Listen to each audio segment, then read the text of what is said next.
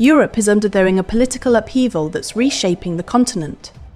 For years, its politics were dominated by predictable centre-left and centre-right parties. That period is clearly ending. What we're seeing now isn't slow evolution, it's a dramatic realignment. Nationalist, right-wing and populist movements have moved from the margins to positions of real influence, and in several countries they've become central to governing.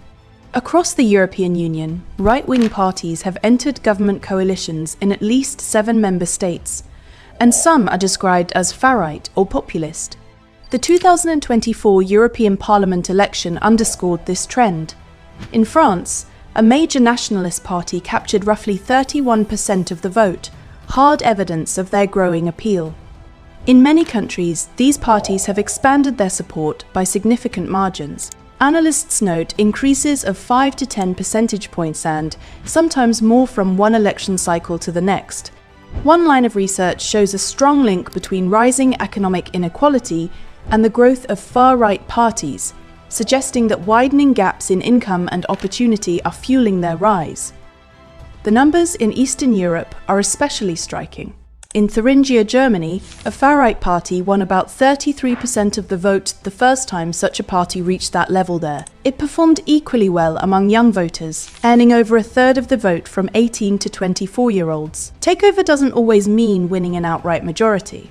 Often it means that right-wing parties have become indispensable coalition partners, or hold enough seats to shape policy as power brokers. Their growing influence is also prompting traditional parties to shift positions, particularly on immigration, security, and welfare. The 2015 migrant crisis, when more than 1.3 million asylum seekers arrived in Europe, accelerated momentum for far-right movements. Why is this happening across so many countries at once? Economically, high inflation, stagnant wages, and limited mobility for younger people create fertile conditions. Culturally, debates over migration, national identity, globalization, and cultural change have taken center stage. Research suggests that conflicts over cultural issues now drive political behavior more than traditional economic divides in some places. Country-specific snapshots highlight the pattern. In Italy, the hard-right Brothers of Italy won over 28% in a recent election in Austria.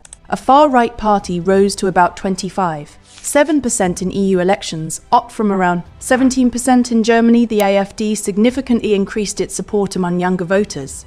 These examples illustrate a continent-wide trend, not isolated spikes. The implications are significant. Europe's political centre is being squeezed. Long-standing assumptions about migration, EU integration, judicial independence, and the rule of law are being challenged. Studies warn that when far-right parties enter government coalitions, the risks extend beyond policy shifts to deeper institutional changes, weakening checks and balances, reducing civic freedoms, and eroding democratic safeguards. This does not mean every European country is now dominated by the far right, but it does mean the political map is being redrawn. Mainstream parties are adjusting their rhetoric, while right-wing parties are becoming more normalized and accepted within the political mainstream. Ideas once considered extreme increasingly shape public debate. Key indicators to watch include voter turnout, especially among young people, and whether youth support for right-wing parties consistently reaches around 30% or more. Another metric is the number of countries where these parties hold influential government posts. If that number rises from 7 to 10 or more, it would signal a deeper structural shift. Policy changes that affect judicial independence or overhaul migration law are also important signs. In short, Europe is in the midst of a significant political transformation. Right-wing parties are no longer peripheral, they're major players. Whether they will eventually dominate is still uncertain, but they are already reshaping democratic politics. If the trend continues, future observers may look back on this period as the moment when Europe's political landscape fundamentally changed.